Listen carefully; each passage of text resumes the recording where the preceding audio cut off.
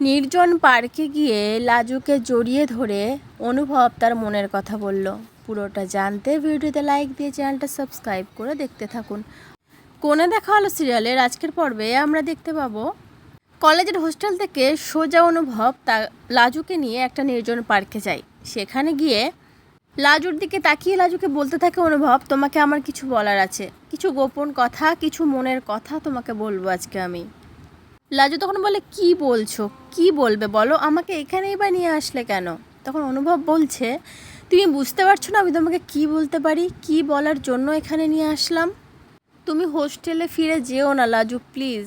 তুমি যেরকম আমার বাড়িতে থেকে ক্লাস করছিলে সেরকমই চলো না।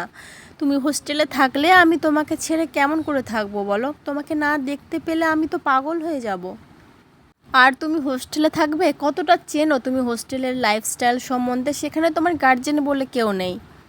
সেখানে যদি কেউ তোমাকে অপমান করে, কেউ যদি টর্চার করে, আমি কিন্তু কিচ্ছু করতে পারবো না। তুমি আমার পুরো চোখের বাইরে থাকবে, আর তোমাকে এভাবে চোখের বাইরে তো আমি কিছুতেই যেতে দিতে পারি না লাজু।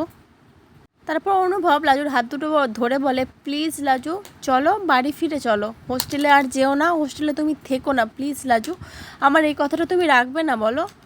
তখন লাজু বলে, আমি একাই চলতে পারবো, আমার কারোর দয়া লাগবে না। তখন অনুভব বলে, আমি তোমাকে দয়া করছি এইটা তুমি বলতে পারলে লাজু? আর অনুভবের এরকম কাতর আরতি শুনে লাজুর চোখ দিয়ে জল নেমে আসে।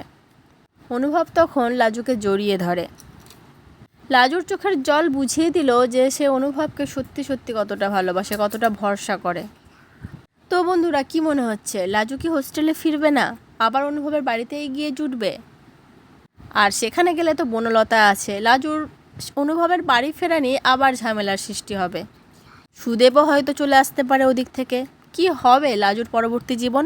লাজুর পড়াশোনায় বা কী হবে? ডাক্তার হওয়ার স্বপ্ন কি আদৌ ফুলফিল হবে লাজুর? কি মনে হচ্ছে তোমাদের? অবশ্যই কমেন্ট করে জানিও। পরবর্তী আপডেট নিয়ে তাড়াতাড়ি আসছি, সঙ্গে থেকো, সাথে থেকো, চ্যানেলটা সাবস্ক্রাইব করে দিও। ধন্যবাদ।